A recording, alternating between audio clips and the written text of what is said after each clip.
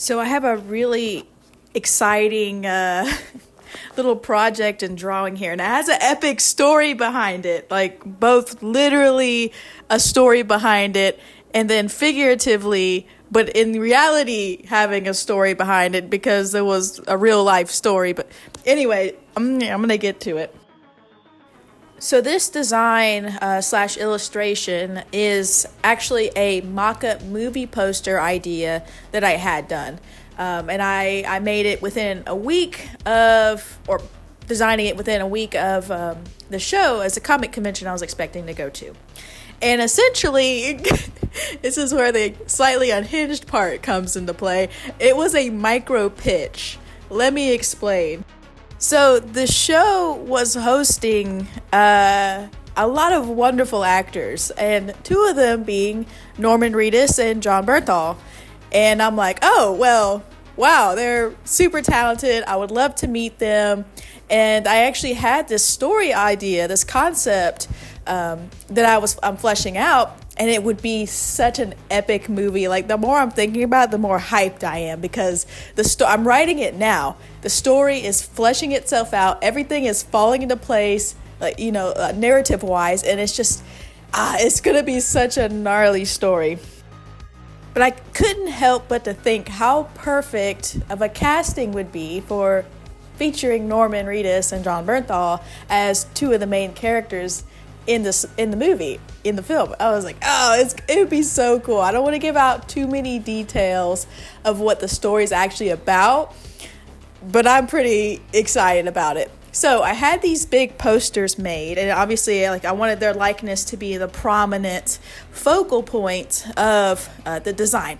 And if you haven't noticed by now, the overall composition is supposed to be in a layout of a skull. This was actually a common thing that they did in the Renaissance periods.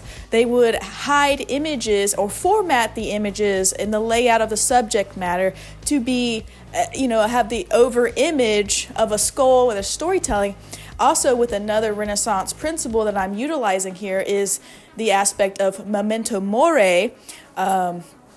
A lot of Christian artists back in the Renaissance times, whether directly commissioned by the patrons or they would implement that themselves, would be the symbol of a skull and some symbol of time, memento mori, referring to reminder of death. And it was just a really interesting tie-in to the principles of this story concept and complementary to the themes in it. But some of y'all might not be as interested in that quite yet, but more interested in my interactions with the two guys. Yes, I did get the poster printed, and I was able to give them both the poster. They were both just so surprisingly and refreshingly kind. They were very approachable, and actually really surprised me with their humility. I first met John Bernthal, and I made them an art packet as well. I made them some original art. I gave them a torn veil and some stickers and stuff. I was just very quickly elaborating what the poster was and basically the concept behind it. Not like the full story, but just basically giving them a movie idea. And so they were very attentive and engaging with the short conversation. I didn't want to hog up too much of their time. I wanted to respect their time and respect the people also waiting in line with me. But they were very receptive and they were just very engaged, and I really appreciate them. They really impressed me with their kindness, like I said. And Norman was actually the first one I made a packet for, and the last one I got to meet, and he kind of blew my mind the most. He was extremely kind and gentle-hearted. I have a lot of respect for them. And I told both of them I would love to work with them in the future one day. That's a goal of mine. I was being very transparent.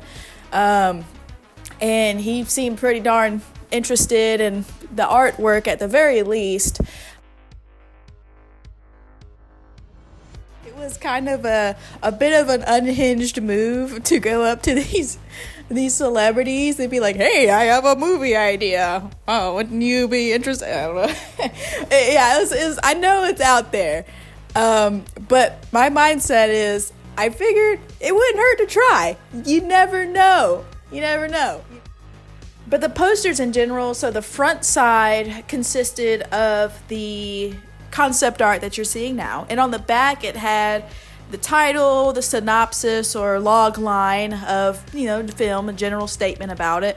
It had the genre, films that you can liken it to, and I also had my contact information in the back as well. Like I said, it all kind of came down to it wouldn't hurt to try. I'm trying to get into the film industry. I really, really respect these guys, and it's a huge goal of mine to be able to work alongside with them and just use their incredible skill to bring awesome stories to life. At the end of the day, I'm so thankful that I got the opportunity to meet them. I was very blown away by their sincerity and their interest in the artwork.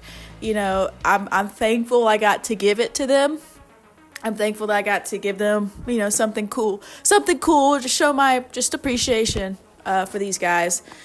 But I'm so excited about the story. I personally am going to continue with the story and developing it, making a short graphic novel series or a short comic series, because the story's it's gonna be pretty twisted. It's gnarly.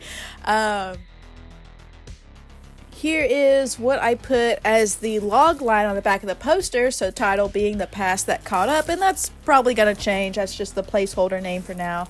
But it goes, a mysterious company harvested the DNA of high-profile criminals to run unethical experiments. Releasing them into the public, they must be stopped before mass carnage occurs. I made like a little, kind of like a mood board video about it too that basically says the same thing, but with fancy music and more visuals and stuff like that.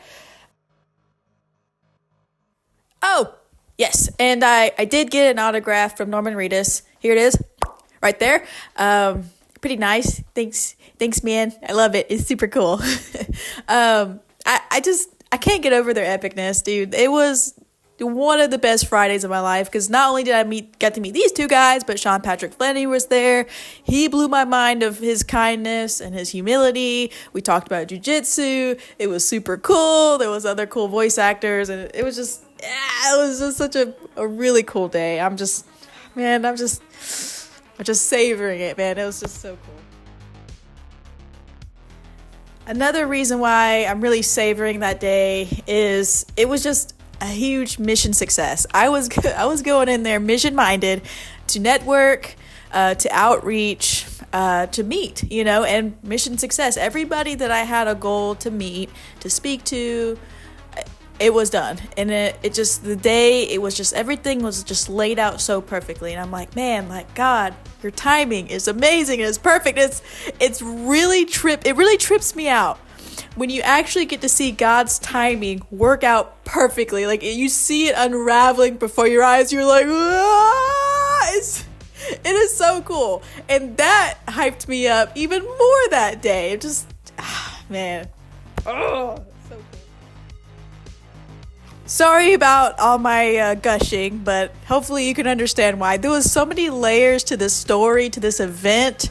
That's just so cool. It just gives me so much motivation, so much hope, so much drive. And I'm so excited. I'm going to continue my passion with art and storytelling. And I'm going to continue to flesh out and bring this story to life. And man, mind blown, dude. Mind blown. This drawing in particular took about 3.5 hours.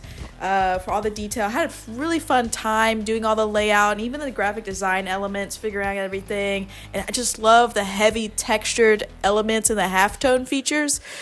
It really gave it that scrappy, look to it. Anyways, that was my cool story. Thank you for watching. Thank you, Jesus, for an amazing day that you gave me. And I look forward to the amazing more days. Thanks.